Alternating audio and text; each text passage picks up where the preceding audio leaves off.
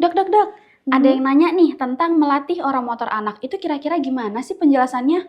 Menarik banget nih pertanyaannya. Akan saya jelaskan lebih dalam di Solusi Ahli bersama saya Dr. Dia Arum, dokter gizi medik dan feeding terapis. Gen Besti sebenarnya bisa melakukan latihan oromotor dari rumah sejak usia bayi kurang lebih di atas 2 bulan.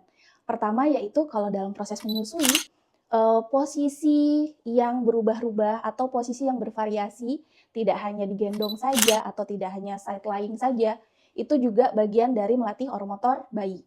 Lalu nanti ketika sudah masuk di usia 3 bulan, saat bayi sudah ada muncul nih fase oral, ingin masukkan tangannya ke dalam mulut atau bahkan kakinya ke dalam mulut, jangan dihalangi. Itu bagian dari latihan oromotor untuk bayi. Nah, kalau sudah masuk di fase MPASI, salah satu teknik feeding terapi adalah didekatkan dengan jenis-jenis makanan yang bisa melatih anak untuk menggigit dan mengunyah. Namanya adalah resistive food. Di usia 6 bulan sampai 8 bulan itu kita bisa kenalin makanan yang ukurannya besar tapi tidak mudah rusak dan juga tidak mudah untuk hancur. Contohnya adalah biji mangga atau kemudian bonggol dari nanas. Itu ada 2 tuh jenis makanan yang bisa dicoba.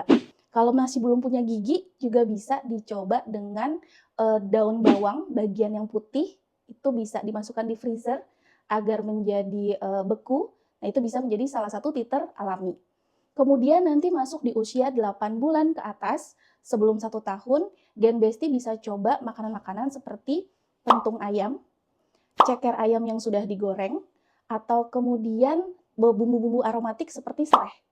Serai itu kan batangnya keras, bagian yang putih itu bisa digunakan untuk latihan oromotor.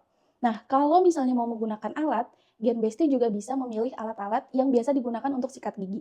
Contohnya misalnya sikat gigi seperti ini, atau kemudian kita bisa pilih alat-alat seperti ini, atau kemudian alat seperti ini. Tapi perlu diingat, alat-alat ini bukan dewa. Jadi, alat-alat seperti ini bukan digunakan setiap saat atau bahkan kita paksakan ke anak untuk pakai karena ingin melatih oromotornya. Selalu utamakan kenyamanan dari anak, mau pilih alat yang mana diperbolehkan, mau menggunakan yang mana dipersilahkan, tapi tugas kita adalah melatih dengan konsisten.